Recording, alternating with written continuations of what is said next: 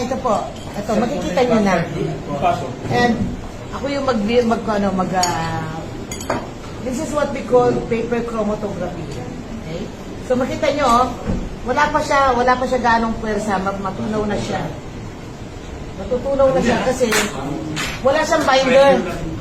Wala siyang binder. So dahil wala siyang binder, pero ako ng isa, walang chalk, pero ang tissue makapal. Hindi yung isang muna. Yeah. Since wala siyang binder, lagay ko na lang siya dito. Mas madali siya pag ganyan.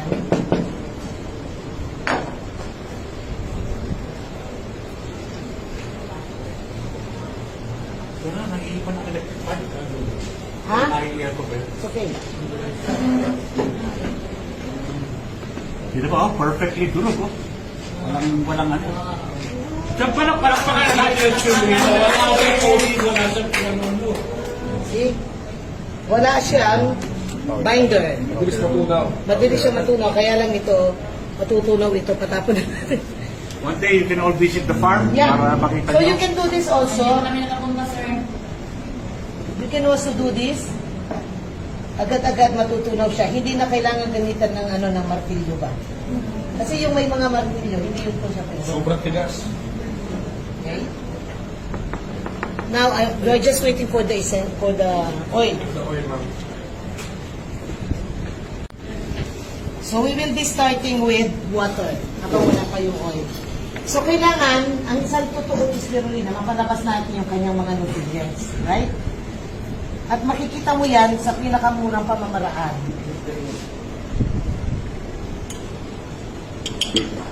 Ito yung tubig yan. So,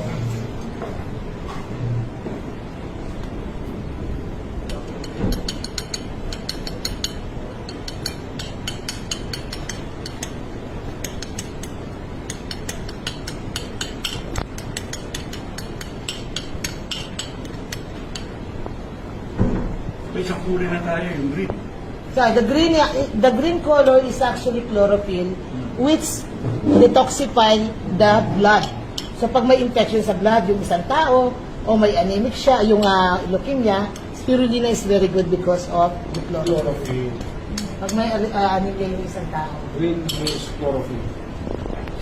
It's for blood detoxification, ma-acid yung kanyang dugo para mag-alkaline. Ito yung kailangan niya. Yung mga acidic na dugo na kaagad nagmamanifest, ano man ang kainin. Diba?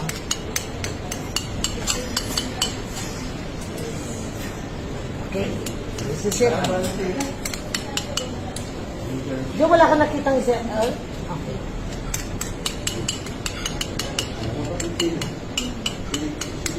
Ganun ang card din yun, mamani. Ayan. You have to make your own tools. You have to eat every day. How you can get people to... It's not that easy, I know. Every day, meron ako. Every day. Get groups, get people to... Okay, from the green. From green. Okay. Water yan, ha? Can I? So you see here?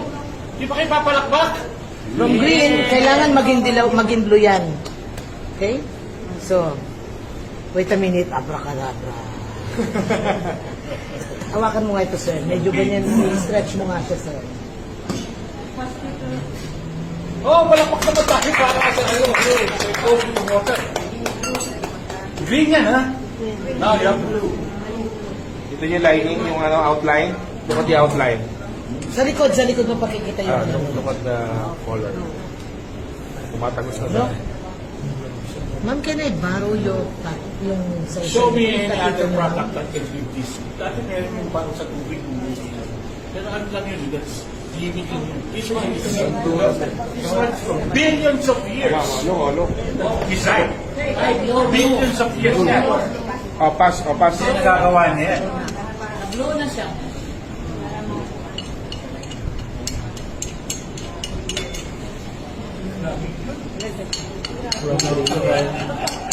Bisaya ko. Sa Bisaya. I lived here. I lived here in 1987, 1 year. Montalban. Now, ito naman, it's an Baby oil. Baby oil. I'm still doing it. Like you said, walang kita. That's it. So, kailangan mapalabas natin dito yung mga anti-cancer. Lahat man yan.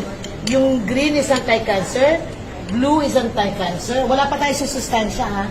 Pang anti-cancer lang ang pinalalabas natin dito.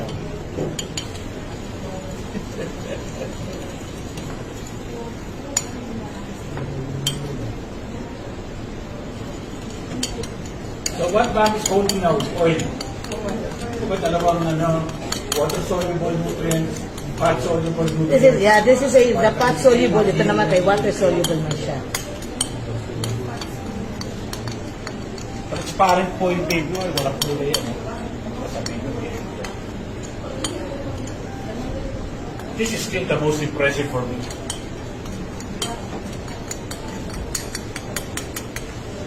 Beta-carotene, lumabas ka. Ano? Palakpak! Do you think it's not a mission to promote this? Now yellow is coming. It's the anti-cancer. One of the most anti-cancer property is the yellow one. So ayan siya, sir. Camera. Now let's find the color red. Yung parang ano po yun? Tingnan natin yung kulay red ngayon. Akin yung mga Zeaxanthin, astaxanthin, carotenoids. all the family of carotenoids. Let's take a look at this one. Who has this cellphone, sir? Come on, red. Come on, red. Water oil. Yun lang po tira sa water. Okay, yan siya, ha? Okay, mamaya titingnan natin siya kasi kailangan mapalabas natin yung red color. So magre-red color na yan maya-maya. Yan. Taas pala. O yan, no? Red na nga eh. So from green. Palakpak tayo sa red! Okay, maya-maya yan, magiging red na yan. So, you see? Ang pinakita lang natin sa spirulina is the anti-cancer property, which is the chlorophyll, panglinis sa dugo. The phycocyanin, which will help the body to produce a matured cells sa bone marrow. Yung mga may leukemia, kailangan nila yan. And this beta-carotene, that is actually mix of carotenoids ito, which is a very, very strong anti-cancer property. Wala pa tayo sa vitamins, sa minerals, sa fatty acids. Wala ka. Sorry. Nandito pa lang tayo sa anti-cancer property niya na nakita natin ang actual. Okay? So, yan. Mamaya-maya, let's wait kasi magre-red man yan siya mamaya.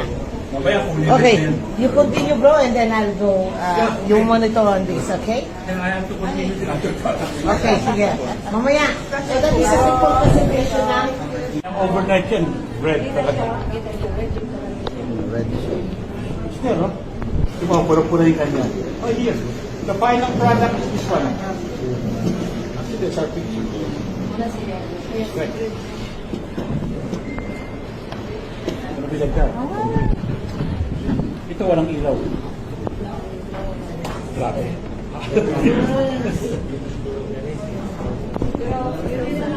Ano, ayan na yung pula, oh. Pinupunan ni Sir Jan, no? O yan, no? Pakita mo sa akin dyan. Yan, no? Even clear the camera. Palakpakan naman natin.